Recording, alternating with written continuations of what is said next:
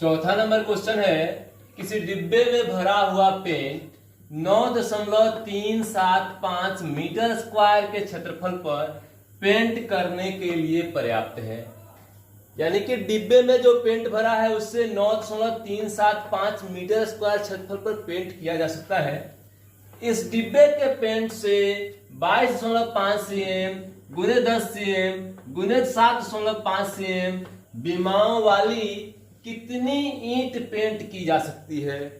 फिर बताया गया है कि एक ईंट जिसकी विमाएं 22.5 cm अर्थात 22.5 सेंटीमीटर लंबा, 10 सेंटीमीटर चौड़ा और 7.5 सेंटीमीटर ऊंचा ईंट है, तो इस प्रकार के कितने ईंट इस डिब्बे में भरे पेंट से पेंट की जा सकती हैं।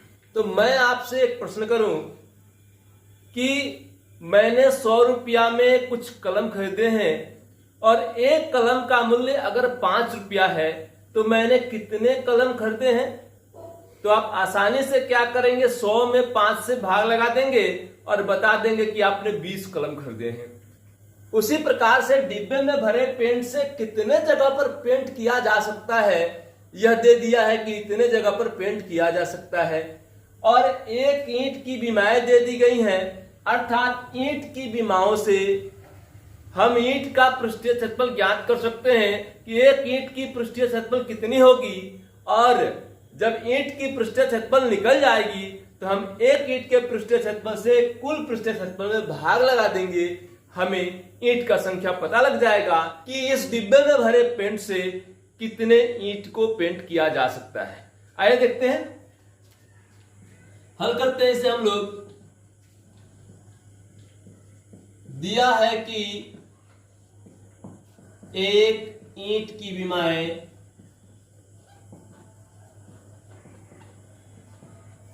अर्थात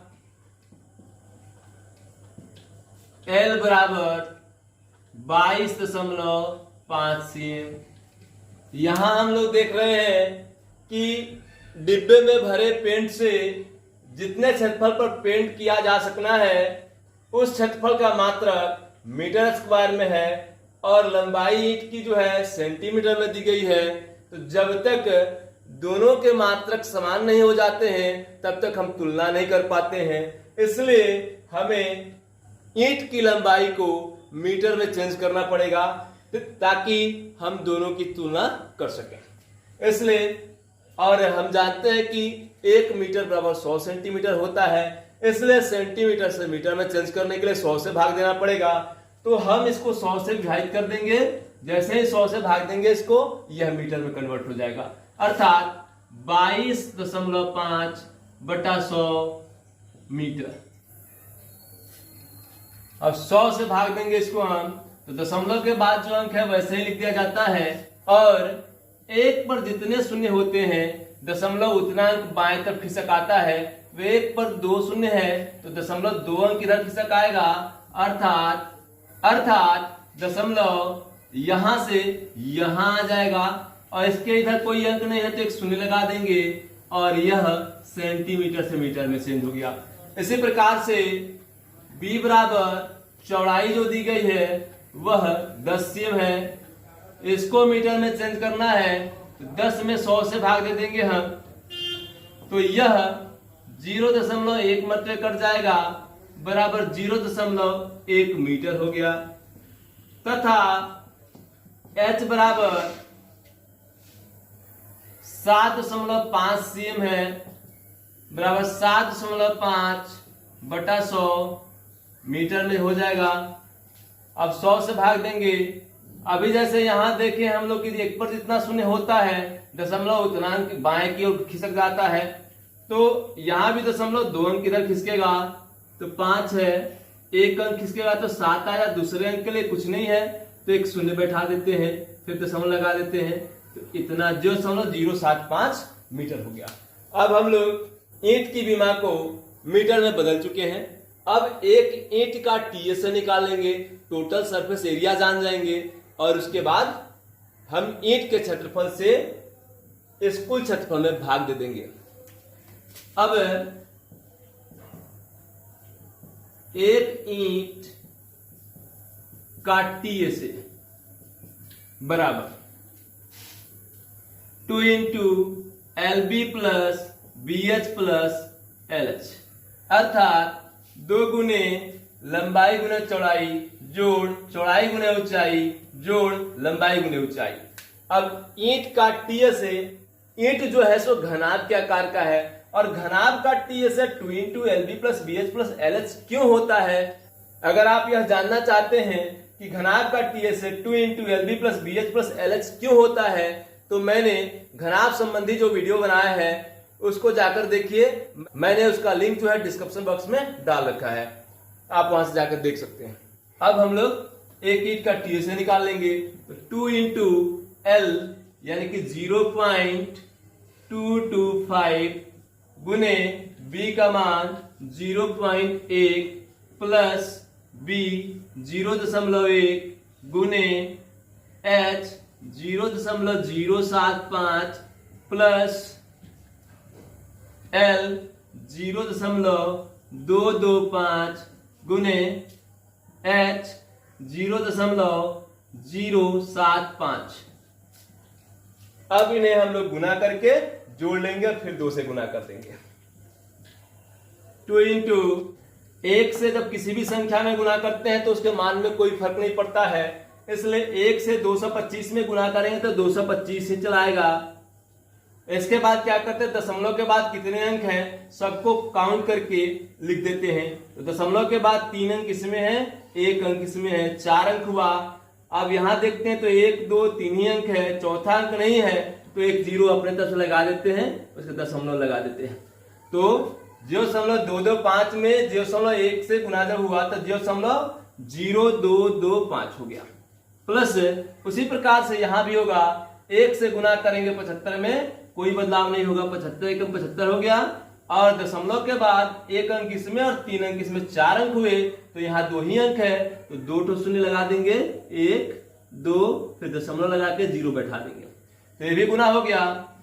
प्लस यहाँ 225 में 75 से गुना कर देंगे, 75 पचे 375, 375 का 5 हाथ में 37, 75 दूनी 150, 150 में 37 जोड़ देंगे 187, 187 का 7 हाथ में 18, 75 दूनी 150, 18 जोड़ देंगे 168 हो जाएगा। और दशमलव के बाद 3 अंक इसमें और 3 अंक इसमें, 3 3 6 अंक, 6 अंक हम यहाँ पे काउंट कर लेंगे, 1 2 3 4 5 ही अंक है, तो एक शून्य अपने तरफ से बैठा के और दशमलव लगा देंगे उसके बाद। और अब इन सबको जोड़ के 2 से गुना कर लेंगे, 2 गुने, अब इन सबको जोड़ लेते हैं हम लोग। इसमें दशमलव के बाद 6 अंक है, इन दोनों में 4 4 अंक है, तो लास्ट के 2 अंक ऐसे ही उतर जाएंगे, यानी कि 5 और 7 ये दोनों ऐसे ही आ गए। और अब इसको जोड़ते हैं, 8 5 13, 13 5 18 का 8 हाथ में लगा 1, 6 7 13, 13 2 15 और हाथ का 1 16, हाथ में लगा 1 शून्य है, 2 3 और 1 4, फिर उसके बाद 0 0 एंड 0, फिर 0 फिर दशमलव 0। अब 2 से इसको गुना कर लेते हैं, 5 दूनी 10 का 0 हाथ में लगा 1, 7 दूनी 14 1 15 का 5 हाथ में लगा 1, 8 दूनी 16 1 17 हाथ में लगा 1, 6 दूनी 12 1 13 का 3 हाथ में लगा 1, 4 दूनी 8 1 9 और फिर यह 0 दशमलव 0। और दशमलव वाली संख्या में अगर अंत में शून्य हो और शून्य के बाद कोई संख्या ना हो तो शून्य को हटा देते हैं, अर्थात 0.09375 मीटर स्क्वायर। तो एक ईंट का क्षेत्रफल निकाल लिए हैं, 0.09375 मीटर स्क्वायर आ गया है। अब हम लोग एक ईंट के क्षेत्रफल से इस पेंट की जा सकने वाली पूरे सतह के क्षेत्रफल में भाग देंगे। अब डिब्बे में भरे पेंट से पेंट की जा सकने वाली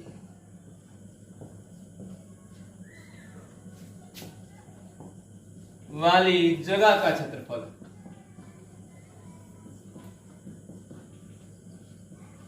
बराबर 9.375 मीटर स्क्वायर। इसलिए पेंट की जा सकने वाली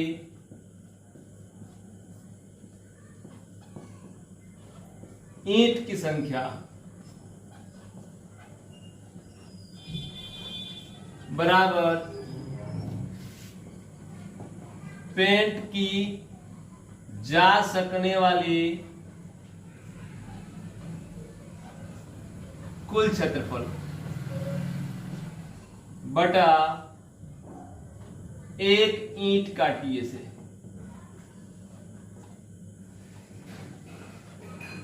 बराबर 9.375 बटा 0.09375। पहले दशमलव हटा देंगे इसका हम लोग, अर्थात ऊपर वाले का दशमलव जब हटाएंगे 9375 तो वह नीचे दशमलव के बदले एक, उसके बाद जितने अंक है उतना शून्य चलाएगा, 1 2 3 शून्य आ जाएगा। और नीचे वाले का जब दशमलव हटाएंगे हम लोग तो ऊपर दशमलव के बदले एक, उसका जितना अंक है उतना शून्य चला जाएगा, तो 5 शून्य चलाएगा।